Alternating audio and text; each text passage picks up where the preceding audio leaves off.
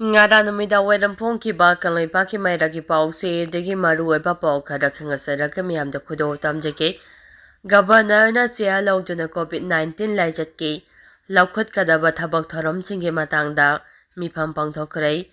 state asida COVID-19 laijat chandorokpadagi haujik phawada miyoi 13 positive oikharaba matung ngasi laijat asiki matangda Manipur Governor Ajay Kumar Balana chair lautuna Ras Bhavan da high level meeting ama pangthokuna wakhana khrai mifam aduda Union Health Ministry gi pautang matung inna state asigi silokapam thokpa thabaksing lakhotnaba wakhana khrai ngasigi mifam aduda Chief Secretary Health Department gi makok thongba official singsu saruk yakhi Governor gi maikaidagi laichat asibu thengnana bahonabada mathok taba diagnosis PPE kits oxygen supply ICU isolation ward mathok taba hidak langthaksing amadi atai machaksing mapum phana thamnaba pautak pi ki hairi makha tarakpa pauda district khudimaki district disaster management plan amamam semnaba Union Home Minister Amisana Kangankrai State Relief Commissioner Kudimakna magi mari lenaba district khudimaki district disaster management plan amamam semnaba Union Home Minister Amisana Kangankrai hariba district management plan asi numit maugdrani phawbagi manungda chemnaba sub minister na kanganki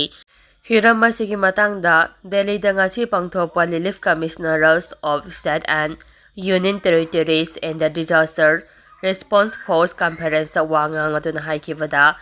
disaster tholokpa matamda thenganaba district ki thakta disaster management plan thamba maru oi pali balenga asna disaster tholokpa matamda miyoi amata aso apa nanghandanaba manglomda changchili aying asa honglopa amadi global warming na maram oiraga malem gelebak singna disaster tholakadra haibagi mipainari haiki Union Home Minister na makata na phonglokibada haukiba chahi tara asida National Disasters Management Authority NDMA National Disaster Response Force NDRF amasung Coalition for Disaster Resilient Infrastructure CDRI na India wo disaster management gelamda malem gilusing balaiba ama ohelakli haina suphongdokhi makhatarapa pauda Hong Kong dagi Delhi tamna pairakiba India gi loying ama technical da asobe leide jingnabadagi mamai leidena Hong Kong da amuk halakre ngasi Hong Kong dagi Delhi tamna pairakiba Air India gi loying 787 Dreamliner Flight AI 315 nongthakta pairingai technical issue da aswebe leide haina jingnaba leibadagi mamai leiraba madung Hong Kong airport da amuk takre Pawasin Hai Air India gi loying 787 Dreamliner Flight AI 315 adu India gi local time da ngarang nongyai matung pung 12:36 taba matamda Delhi gi damak Hong Kong dagi pairakibani ngasi nungti pung 12:10 taba matamda Delhi da thungadabani aduba flight adu nongthakta pairingai da technical issue leirakpadagi flight adu gi pilot ki kama matung inna Hong Kong da amu halaktuna takibani mafam aduda flight adu haujik check tawbagi thabak chathari haide haujik phawbagi oina thongdo adugi matangda Air India gi makedigi official oiba statement amata thokpa leitre adum oinamak flight aduda tongkiba passenger sing amata khudongthiba thokkiba leite haide Ahmedabad dagi London tamna paigadaba Air India B787 aircraft flight number AI 171 kai khibagi thokdokta flight aduda tongba miyoi chanini phokani thoige manungda passenger amaka hingaukiba amadi atopa miyoi kaya amasi khibagi thokdok thokkiba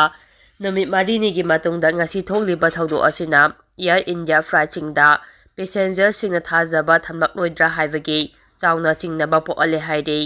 panbayabadi haukiba numajing numitasu Air India gi Delhi gi Vadodara tamna paigadaba flight AI 819 landing gear gi asoiba khara leirakpadagi IGR airport khudaki oina landing tawkiba leikravani makha tarak poina paujel pausi degi maru pa pau khara khangasaraga miyamna khudo tamjige foreign khongchata thongna leiba PM Modi Manipur da chatnabagi matam leitrabra Jairam Ramesh Foreign Khongchada Thongna Leiba Prime Minister Narendra Modi Manipur da chatnabagi matam leitrabra haina Congress ke General Secretary Communication Jairam Ramesh na phongdokre mahang na ex thagapa post amada Prime Minister Narendra Modi na English aniga subna kun gahumdoi dagi ngasi phawba atopa leba kunthra mangada chakre adubo awaba taraba Manipur dadi chatnabagi matam amata leitaba ase pungning ningsiningai ni haina mahangna pendaba amasung nungaitaba phongdokre Prime Minister Narendra Modi na ngarangdagi hauraga tonga-tonga baleba ohum Sapras Canada amasung Russia da chatkhiba ase Congress General Secretary Jairam Ramesh na pendaba phongdokre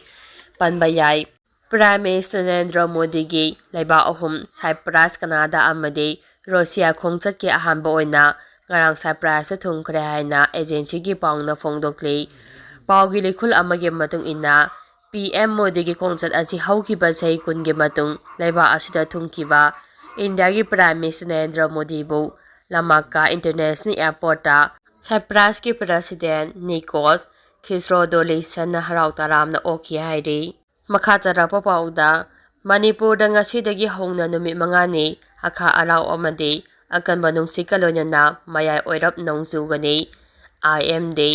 Manipur da ikui-kui duna ising ijaw mayok na duna miyam awaba ta karaba matung ngasi ayuktagi hongna leptana sukhiba nong asina maram oiraga ising ijaw amuk hana tholakadra haina miyam na mipaina bapokna re Indian Meteorological Department na thadorakpa official data gi matung ina ngasi ayuktagi hongna akha araw amadi akan banungsi kalonya na sukhiba nong amadi lakadori banumi mangani haibadi Tha asigi taraga taret taraga nipan taraga mapan amasung kunda chap manaba mawongda akan banong kalonya na aka araw amadi pungda kilometer kunthra dagina nipurom nyangna nonglai nungsit tawduna Manipur gi mafam ayambada nongzugani haina data asina phongdorakli makhatarapa pawda Home Ministry amasung kukijo singi marakta yanakhrei maitai gi khulsinga naknana leiba sugi kem taret lauthoklagani ngasi numidak pung mapan helakpada New Delhi dagi National Media singna tawrakhiba report amada ngasi Ministry of Home Affairs ki official singa kukijo insurance group singi mihu singa mifam ama pangthoktuna khanaraba matungda Manipur gi tonga-tonga ba mafamda leibani haba sugi designated camp taraga mari ki manungdagi maitai gi khulsinga nakna leiba camp taret lauthokpada nakala animakna yanakhre hairi makhatara popawda matam kayagi mamangdagi mangkhare haiduna thiduna lakhiba chesam abdul ngasi ashiba hakchang oina phangba ngamkhare